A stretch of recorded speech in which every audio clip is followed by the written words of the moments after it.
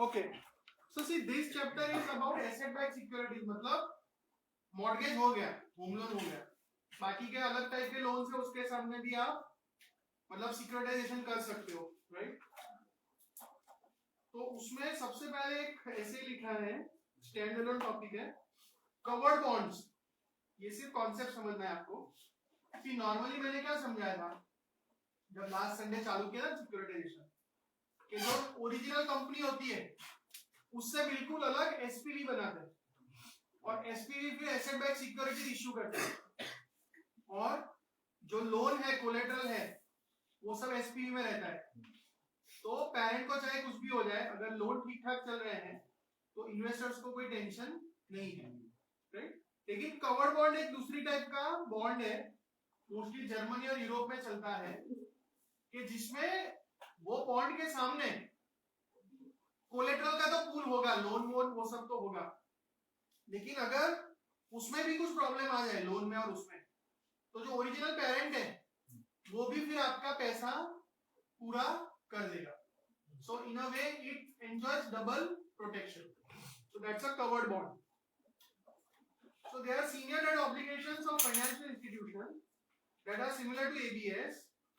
However, underlying assets, while segregated from other assets of the issuer, remain on the balance sheet of issuing corporation.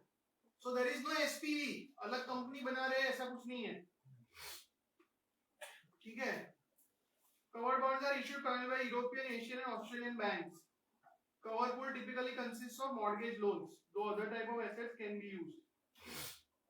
In event of default, covered bond investors have the dual recourse, मैंने बोला double protection, of claims on both the cover pool, and in contrast to securitization involving SPE, claims over other assets of the issuers that have not been pledged as collateral or other debt, right? To mitigate credit risk faced by covered bond investors, the mortgages that make up the cover pool are subject to upper limits on LTV, and value of collateral is usually higher than face value of covered bonds. This is called over collateralization. मतलब loan 100 crore की है, bonds issue करे हैं 80 करोड़ के, तो वैसे भी 20 crore extra protection आपका हो गया. It is the cover pool is monitored by third party to ensure adherence to these conditions. और ये जो ओवर कोलेटरलाइजेशन है ना, मतलब रिस्क कम करता है, that is called credit enhancement. Along with dual recourse, result in covered bonds generally having lower yields, मतलब less risk than comparable ABS. Because the cover pool remains on the balance sheet of the issuer will not benefit from any reduction in required capital reserves that would occur under a securitization. ये एक दूसरा point है, समझने जैसा है. हम जब securitisation का एडवांटेज समझ रहे थे ना, तो एक एडवांटेज ये भी है कि जो बैंक होती है ना, वो अपनी बैलेंस शीट पे जितना लोन रखेगी उसका कुछ परसेंटेज उसको कैपिटल रखना पड़ेगा, equity capital, to act as a buffer. कि 100 करोड़ की लोन है बैलेंस शीट में एसेट साइड पे, तो इक्विटी में एटलीस्ट आपका 10 करोड़ होना चाहिए, राइट? तो सिक्योरिटाइजेशन से क्या होता है कि वो 100 करोड़ की लोन अपनी बैलेंस शीट से चलेगी. बैलेंस शीट समझो, पहले बैलेंस शीट में लोन था 100 करोड़, अभी कैश आ जाएगा 100 करोड़, लोन चला गया, तो रिजर्व रिक्वायरमेंट जो 10 करोड़ इस साइड थी ना, वो खत्म हो गई, तो यू रिक्वायर लेस इक्विटी, तो आपका आरओई और ये सब जो रिटर्न के रेशियोज है वो भी बढ़ जाएंगे. तो वो फायदा सिक्योरिटाइजेशन में मिलेगा, कवर्ड बॉन्ड में नहीं मिलेगा, राइट?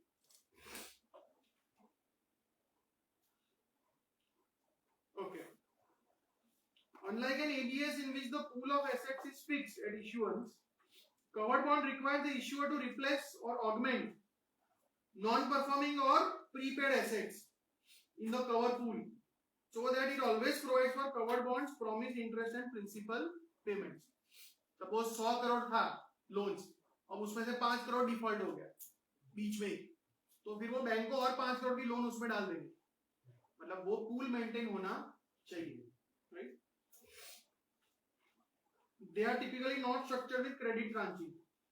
सब तो हो गया है, क्या रिस्क ही नहीं बचा है, क्या ट्रांचिंग करेंगे, राइट? अगर डिफॉल्ट होता है तो अलग अलग प्रोविजन होते हैं. Hard bullet covered bond is in default if the issuer fails to make a scheduled payment leading to acceleration of payments to covered bond holders. Soft bullet covered bond may postpone the originally scheduled maturity date by as much as a year. Should a payment on the covered bond be missed, effectively postponing default and accelerated payment acceleration. मतलब soft bullet वाला है तो जो भी maturity है उसमें plus 1 साल मिल जाएगा. हार्ड बुलेट में तो बस मैच्योरिटी में नहीं कर पाए तो फिर जल्दी जल्दी आपको सारा रीपेमेंट कर देना पड़ेगा. और अगर कंडीशनल है, conditional pass through covered bond, it converts a pass through bond on the maturity date if any payment remain due, meaning that any payment subsequently recovered on the cover pool are passed through to the investors. मतलब अगर maturity पे पूरा पैसा नहीं मिला तो जो pool है उसमें बाद में भी अगर कोई पैसा आता है तो इन्वेस्टर्स को दे देने का. ऐसा होता है ना कभी कभी कि भाई लोन तो डिफॉल्ट हो गया लेकिन फिर उस पे सारा कोर्ट केस और ये सब चीजें चलेगा, रिकवरी हो सकता है ऐसा. Okay, so this was a stand alone topic. है जो कवर्ड बॉन्ड है ना, तो बस आपको समझना है क्या है और एबीएस से कैसे वो अलग है. ओके, फिर अभी हमने ट्रांचिंग की बात नहीं करी थी. तो बेसिकली ट्रांचिंग क्या था, रिस्क आप कम कर रहे हो या रिस्क आप अलग अलग तरह से बांट रहे हो. तो मॉर्गेज में तो मेन प्रीपेमेंट रिस्क ही होता है, लेकिन जो दूसरे टाइप ऑफ एबीएस है उसमें तो क्रेडिट रिस्क भी रहेगा कि डिफॉल्ट हो जाए. तो उसके सामने आप क्या क्या कर सकते हो. सो वन इज ओवर कोलेटरलाइजेशन, जो ऑलरेडी हमने डिस्कस किया कि लोन 100 करोड़ का है तो आप एसेट बैक सिक्योरिटी सिर्फ 80 करोड़ की करो, सो दैट पहला 20 करोड़ अगर डिफॉल्ट हुआ तो किसी को भी कोई प्रॉब्लम नहीं होगा. ठीक है,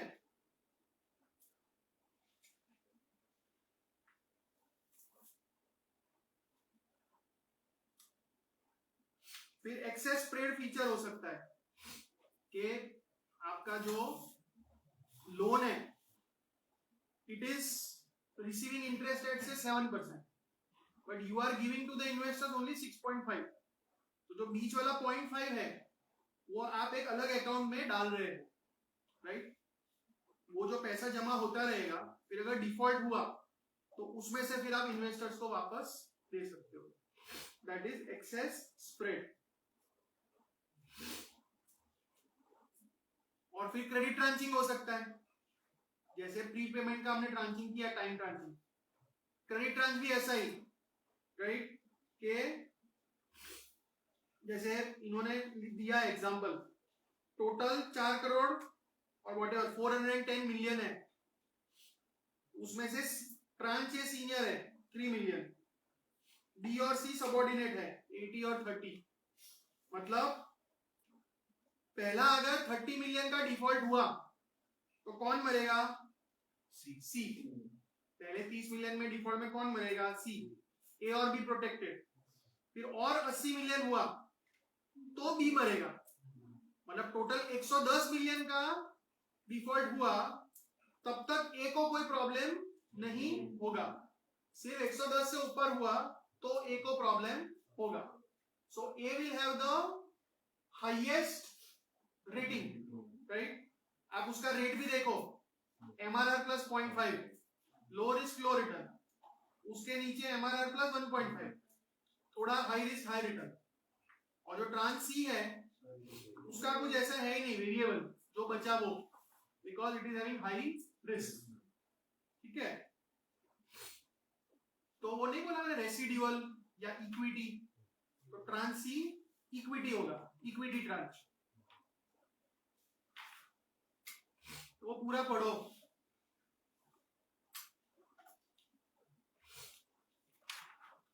प्रोफेसर नोट तक पढ़ो.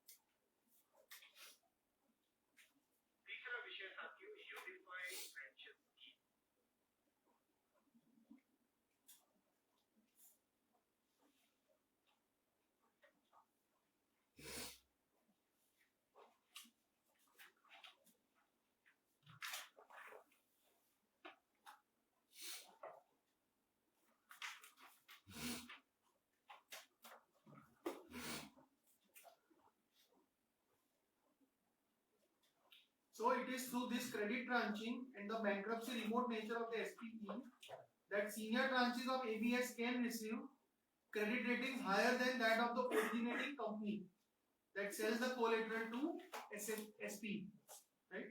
मतलब सपोज HDFC बैंक है, उसका खुद का रेटिंग सपोज BBB है, लेकिन उसने जो लोन्स बेची होगी और उसका ये एकदम ऊपर वाला ट्रांच है, उसका रेटिंग AA भी हो सकता है, राइट? और ये जो रूल्स और ये सब नक्की होता है, पहला लॉस किसको लगेगा और क्या, that is called waterfall structure. Okay, because in liquidation each subordinate tranche would receive only the overflow, मतलब ऊपर को दो, फिर जो रह गया वो नीचे, लास्ट में रह गया वो सी को. So it is known as waterfall structure. As long as a tranche remains outstanding, it will receive its coupon payment. For example, say investor purchases 10 million face value of tranche B notes. If MRR is 4% and if there are no defaults, तो 10 million का 4.15% मिलेगा. अगर default हुआ 50 million का, तो पहले तो सी जाएगा 30 million, remaining losses of 20 million will reduce the outstanding face value of tranche B from 80 to 60, right? तो हमारा भी जो था पेमेंट कूपन का 550, वो 60/80 हो जाएगा, प्रोपोर्शनेटली अपना भी पेमेंट कम हो जाएगा, right?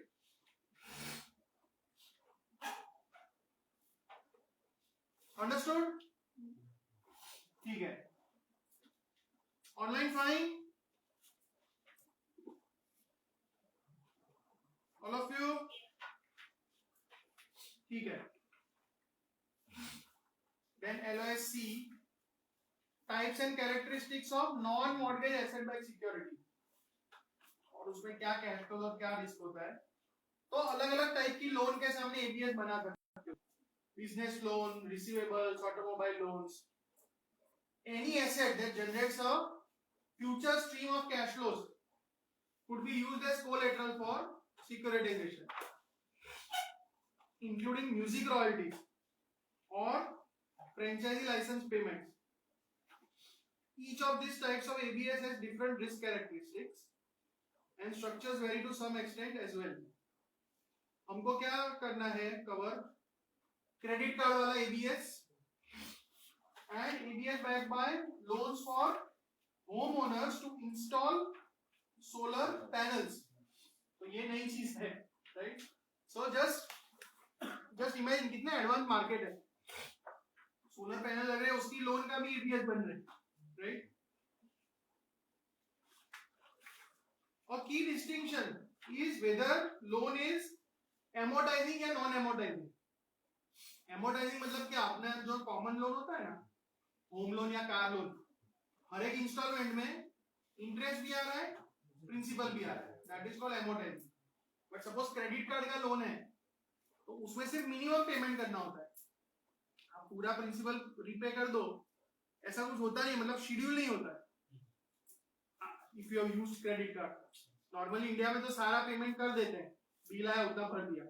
But in advance countries they really use credit card as an instrument of credit, not just for transactions, right?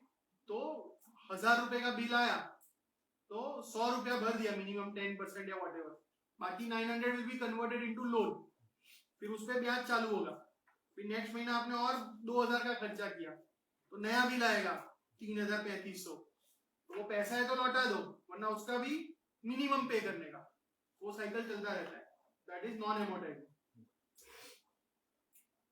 तो क्रेडिट कार्ड पे एबीएस कर सकते हैं. They are backed by pools of credit card debt owed to banks, retailers, travel or entertainment companies. Cash flow to a pool of credit card receivables includes finance charges, मतलब interest, membership, late payment fees and principal repayment. As I said, credit card receivables are non-amortizing loans. However, borrowers can choose to repay principal at their discretion. Interest rates on credit card receivables can be fixed or floating, typically subject to a cap. तो इसमें क्या होगा कि suppose मैंने ABS launch किया credit card के सामने, लेकिन उसमें प्रिंसिपल तो आना जरूरी है नहीं, तो मैं भी फिर इन्वेस्टर्स को क्या बोलूंगा कि we are launching this ABS, से expected life is 7 years, but out of those 7 years, for the first year you will receive only interest, not the principal, क्योंकि मुझे पता ही नहीं है ना, वो तो फिर 1 साल होगा तो कुछ ने भरा होगा, कुछ ने नहीं भरा होगा, तो भी थोड़ा थोड़ा प्रिंसिपल आना चालू होगा, तो फिर वो मैं 1 साल बाद बांटना चालू करूंगा. So that initial period is called lockout period और revolving period. और वो पीरियड में सपोज मैंने तो इन्वेस्टर को बोल दिया कि 1 साल के लिए प्रिंसिपल नहीं दूंगा, जो क्रेडिट कार्ड लोन है उसमें किसी कस्टमर ने पूरा रीपे कर दिया लोन, प्रिंसिपल भी, तो मैं क्या करूंगा, उसमें से नया क्रेडिट कार्ड लोन खरीद लूंगा. That is how they operate. ठीक है सर, वो तो बहुत कॉमन प्रैक्टिस हो गई कि प्रीपेमेंट तो होता रहेगा तो मतलब लॉकिंग पीरियड में अगर आया तो 1 साल का लॉकिंग पीरियड है, उसके दरमियान अगर आया तो ये लोग नया क्रेडिट कार्ड का लोन खरीदे. तो टिकट रेट तो बहुत लो है, तो ये कांस्टेंट प्रैक्टिस ही रही होगी ना. बट मैं बोलता हूँ वहां उतना नहीं करते लोग. अच्छा, वहां पे क्रेडिट कार्ड का ज्यादा यूजेज क्रेडिट के लिए जो पर्सनल लोन होता है. मतलब इंडिया में for us to imagine it is slightly difficult, ना तो बिल आया भर दिया mostly, right. But think of it, जैसे आपने नहीं है ईएमआई में कन्वर्ट कर रहे हैं, वो वाली प्रैक्टिस वहां पे मेजॉरिटी कर रहे हैं लोग. हालांकि वहां तो ईएमआई भी नहीं है, वो अनडिफाइंड रहेगा. So technically it can just go on and on, but उस पे इंटरेस्ट रेट इतना तगड़ा होता है कि बहुत ज्यादा पैसा उसमें बोरोवर का घुस जाता है, राइट.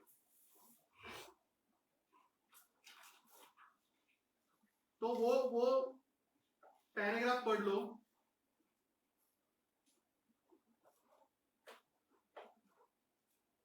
प्रोफेसर नोट के पहले और बाद वाला पैराग्राफ पढ़ लो.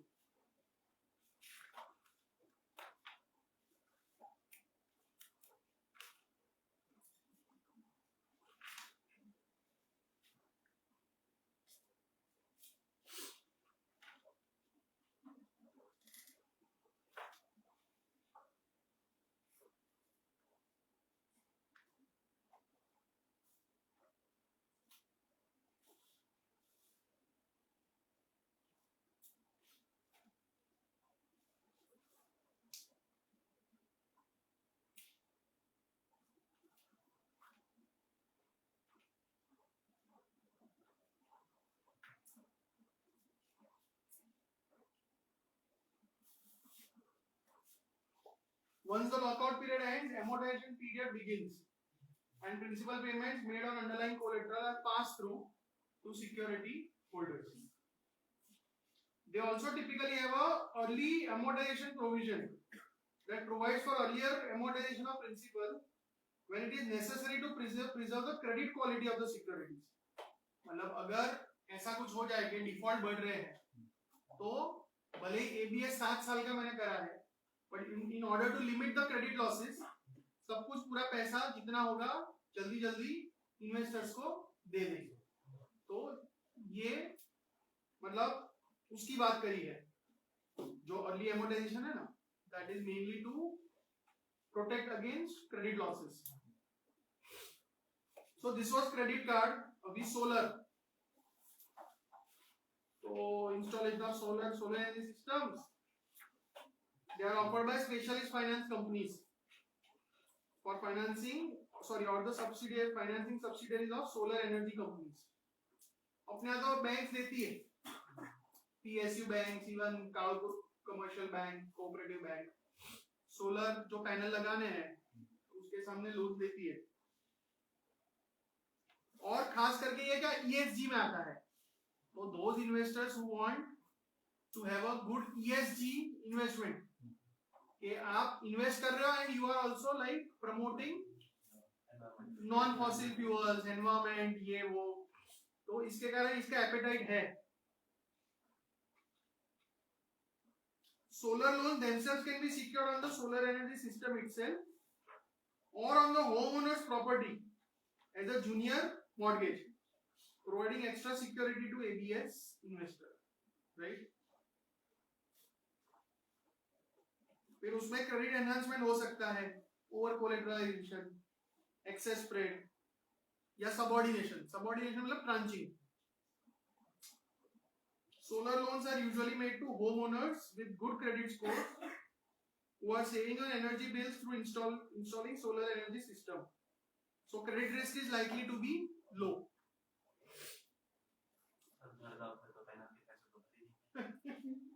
However, they are a relatively new asset class and are yet to be tested through the full credit cycle. This is a very, very important condition. It's a very important caveat. The same was the case in 2008-9 जब mortgage back security वो सब बहुत नया नया था और interest rate एकदम ही बढ़ गए, तो they behaved in a manner which was very different from what people expected. Many solar ABS have a pre-funding period which allows the trust to make investment in solar related loans for a fixed time period after raising funds through issuing the ABS. मतलब पहले ABS investor का पैसा ले लिया, उसके बाद solar loans और वो सब वो लोग इकट्ठा कर रहे हैं. It allows the ABS structure to invest in a larger, more diversified pool of solar related investments. मतलब नॉर्मली लोन पहले आता है, ABS बाद में होता है. यहाँ गंगा उल्टी है, पहले ABS इन्वेस्टर से पैसा ले लिया और फिर बोले अभी अच्छी अच्छी अलग अलग सोलर लोन्स इकट्ठा करेंगे. ठीक है. Online fine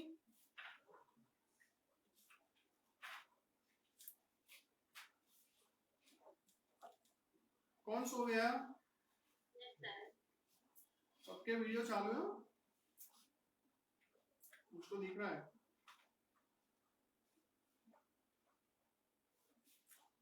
okay. अच्छा, फिर हमने क्या बोला, वो जो ट्रांचिंग वाला नहीं था मॉर्गेज में, उसका नाम क्या था? CMO. ये मॉर्गेज वाली लोन्स है, फिर उसके कैश फ्लोज है. कैश फ्लो में कुछ रूल्स बना रहे, वाटरफॉल स्ट्रक्चर, सीक्वेंशियल बनाओ, पैक बनाओ, अलग अलग. तो मॉर्गेज लोन है तो उसको CMO बोलते हैं.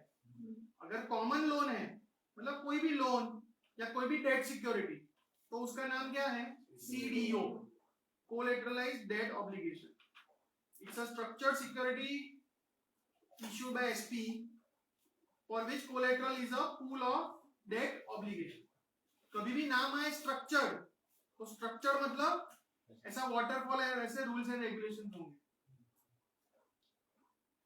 उसमें भी अगर बॉन्ड्स है पूल में तो उसको CBO बोलते हैं, सिर्फ लोन्स है तो उसको CLO बोलते हैं.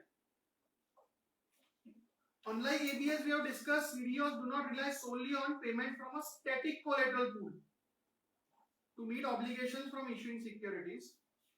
What sets CDOs apart from regular ABS is that CDOs have a collateral manager who dynamically buys and sells securities in the collateral pool to generate the cash to make the promised payments to investors.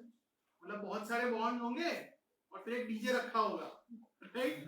जो bonds को घुमाएगा बजाएगा, ये बेचो, ये खरीदो, ये करो, वो करो, सो दैट इन्वेस्टर्स को जो पैसे देने हैं वो हम दे पाएंगे और सेल बाय सेल ये सब करके प्रॉफिट भी जनरेट कर पाएंगे, रिटर्न्स क्रिएट कर पाएंगे. उसमें भी ट्रांचेस होगा similar to ABS. Structure must be able to offer attractive return on the lowest rank equity tranche. तो सबसे रिस्की ट्रांच है, उस पे एडिक्वेट रिटर्न मिलना चाहिए. After accounting for required yields on more senior CDO debt tranches. Before 79 global financial crisis, CDOs were based on a wide variety of underlying collateral. तो उस time तो बहुत पार्टी चल रही थी, अलग अलग चीजों पे CDO बना देते थे. इवन मुझे याद है CDO स्क्वायर बनाते थे, CDO के ऊपर CDO करते थे, ऐसा. But after the crisis, CDO structures have become less complex. and more stringent requirements have been placed on the quality of collateral. Collateral today comprise mostly of leverage loans. Exactly क्या है leverage loans we don't know, but ऐसा समझो कि loan लेके किसी को loan दे रहे हैं ऐसा. Hence most common form of CDO is CLO. उसमें 3 major types है. Cash flow CLOs. Payments are generated through cash flow on the underlying collateral. ये simple. Market value CLOs, तो वो मैंने बोला ट्रेडिंग करेगा, अंडरलाइन कोलेटरल को बाय एंड सेल करेगा, उससे कैश फ्लो जनरेट करेगा. और तीसरा प्राणी है सिंथेटिक. सिंथेटिक बेसिकली ऐसा समझो दे यूज मोस्टली डेरिवेटिव्स, और डेरिवेटिव्स में भी जो क्रेडिट का डेरिवेटिव होता है, क्रेडिट डिफॉल्ट स्वैप, वो यूज करके कैश फ्लोज जनरेट करते हैं. The collateral of a CDO is subject to a series of pre-specified tests to protect CLO investors from default. मतलब कंडीशंस होती है कि एक तो जो पेमेंट ऑब्लिगेशंस है CLO इन्वेस्टर्स को, वो कैश फ्लो से मीट होंगे कि नहीं होंगे. फिर हर एक ट्रांच के लिए over collateralization, not just overall, but हर एक ट्रांच के सामने एक्स्ट्रा कोलेटरल देते हैं.